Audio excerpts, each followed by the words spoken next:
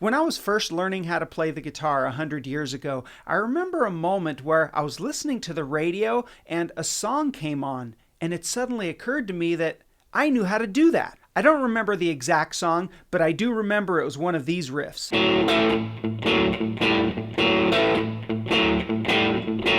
Now obviously I had recently learned how to play the 12-bar blues, which I believe is when most people learn that particular riff. And what's really cool about rock and roll is whether you use the 12-bar form or not, you can use that riff and make a pretty awesome song. Today I'm going to show you 10 songs that you should learn that use the 12-bar blues style riff. Real quick though, let's go over the classic 12-bar blues formula. The riff itself is something I call blues rides because you're riding one of those notes. In other words, one of the notes stays the same the whole time, while the other one toggles back and forth between a fifth interval away from that first note to a sixth interval. For example, this is the A ride.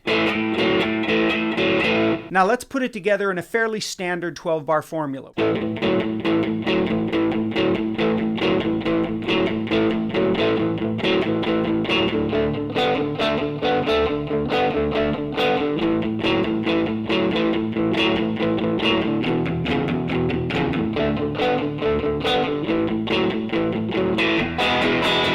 Anyway, enough of that. Let's talk about some awesome rock songs, shall we? The first song is Revolution by the Beatles. Now, this song doesn't really follow the strict 12-bar blues form, but it doesn't matter because that riff works really well, and it does the classic 1-4 back to 1 concept. Let me show it to you.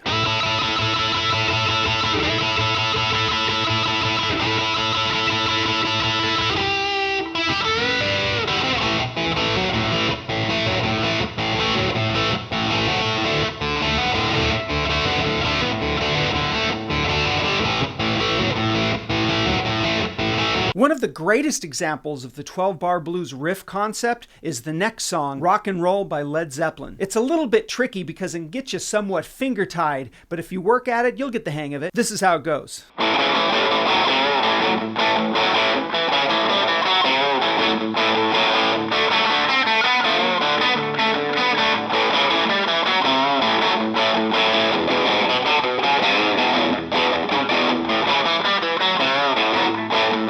Long Cool Woman in a Black Dress by the Hollies is another great example of the 12-bar blues riff concept. It starts with that classic earworm riff that everyone knows and loves, but then right after it, it goes straight into a 12-bar blues riff concept that really grooves.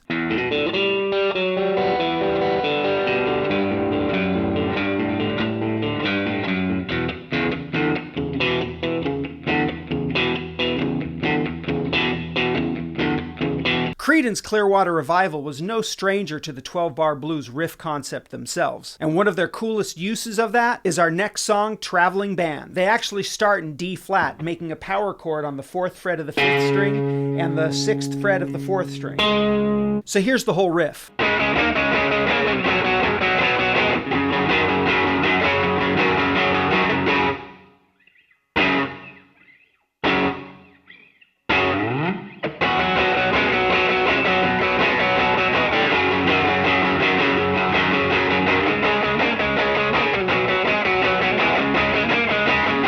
One of the greatest blues masters of all time was Stevie Ray Vaughan. Despite being taken from us far too soon, he gave us no shortage of really awesome blues hits. And my personal favorite that uses that 12-bar blues format to perfection is Love Struck Baby. This song not only uses the riff concept itself, but it's in that 12-bar blues form and uses it brilliantly. Not to mention that unbelievably awesome intro lick that he does. Let's have a look.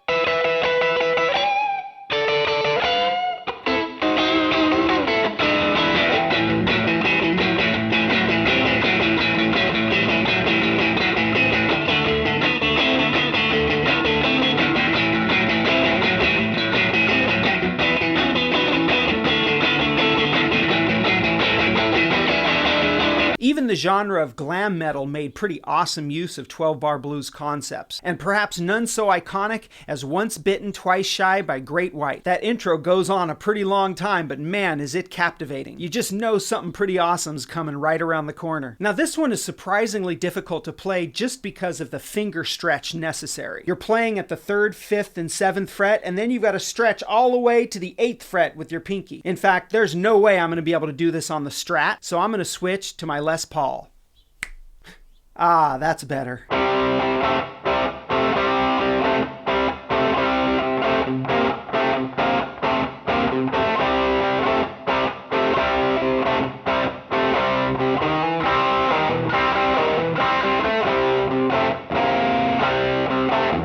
David Bowie himself was no stranger to the 12-bar blues riff concept. One of his biggest hits from the Ziggy Stardust and the Spiders from Mars album was Suffragette City, and that uses that riff in a really cool way. Of course, other than that riff concept, it does not resemble the 12-bar blues form in any way. Let me show you.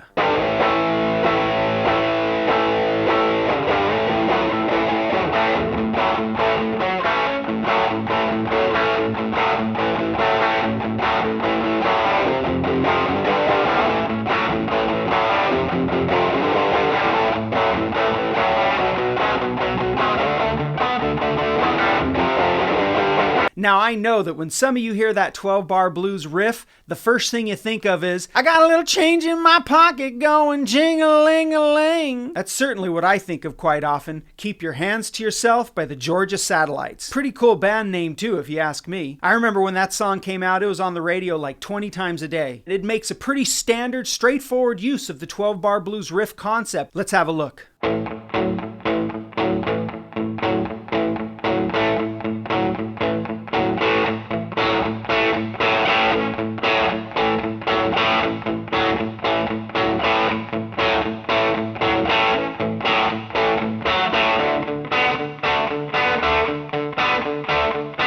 And then there's the great Stephen Miller Band, who knew how to make that 12-bar blues concept his bit. Anyway, since I'm sure you're getting impatient, here's the iconic opening riff to Rockin' Me.